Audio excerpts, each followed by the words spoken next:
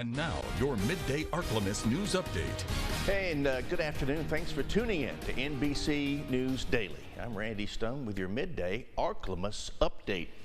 Well, in a rare occurrence, the Louisiana legislature has overridden a veto from Governor John Bel Edwards, allowing a ban on gender-affirming health care for transgender youth to become law. NBC 10's Nick Summer has information on the override of this bill. It was a little bit surprising that only one of the so-called anti-LGBTQ bills vetoes was overridden. I'm not surprised at all, however, about the one that was. Gender-affirming care, as defined by the World Health Organization, encompasses a range of social, psychological, behavioral, and medical interventions designed to support and affirm an individual's gender identity when it conflicts with the gender they were assigned at birth. When the governor vetoed that one, I had actually made a public comment that I think if he had left that one alone, that the legislators might not even have gone back into a veto session.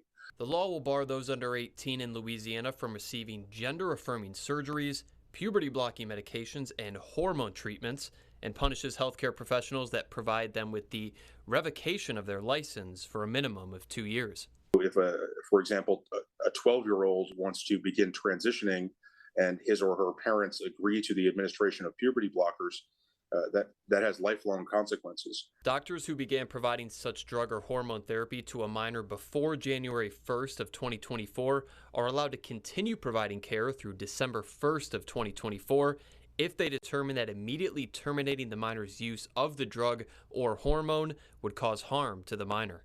So, it's certainly more dramatic to say that we oppose children having sex change operations, which I think most rational people would. Louisiana now joins 19 other states that have banned gender-affirming care for minors across the U.S. That's a tough sell. It really is a tough sell.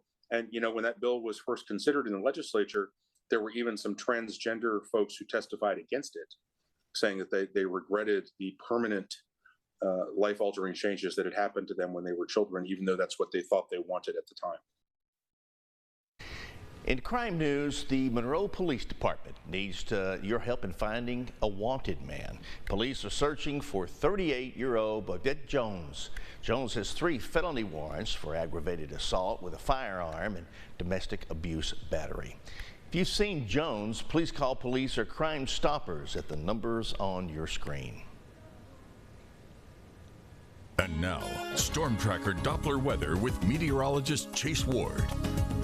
Excessive heat warnings have been in effect for much of the Ark-La-Miss. We'll see the heat index climb above 110 for the actual heat index. So they'd be extra careful if you're going to be outdoors today. Daytime high temperatures will still stay in the upper 90s this afternoon. If you're going to do anything, it's just going to be best to wait till the sun goes down, but it's still going to feel a bit muggy out there as dew points remain in the mid-70s. We'll see a high temperature of 99 degrees. Can't rule out the possibility of 100 as far as the daytime high for a few places, especially down to the southwest. It's still going to stay hot. Humid winds will stay out the southwest as well. Tonight will be still warm and muggy with a low of 79 degrees, and as we go into tomorrow, it's going to be another hot day across the Ark-La-Miss. The temperatures will still be in the upper 90s, but we could see a few clouds. It'll be partly cloudy. Rain chances will start increasing late Friday night going into the weekend, and that could be the relief that we could see as temperatures will start falling off down to lower 90s. Not a huge cool down, but at least a 10-degree difference down to the lower 90s, as we'll see more scattered showers and thunderstorms that will linger into Sunday.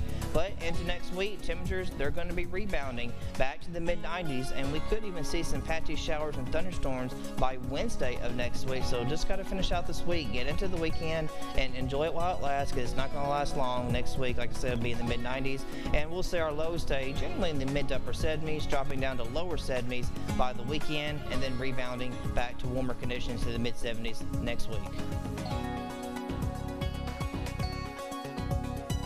But that's it for our update today. NBC News Daily will continue. As I always say, check on your neighbors, check on your pets. Don't let them stay outside like that. Take care of them, make sure they have water. Let's be kind to each other, take care of each other, and God bless you.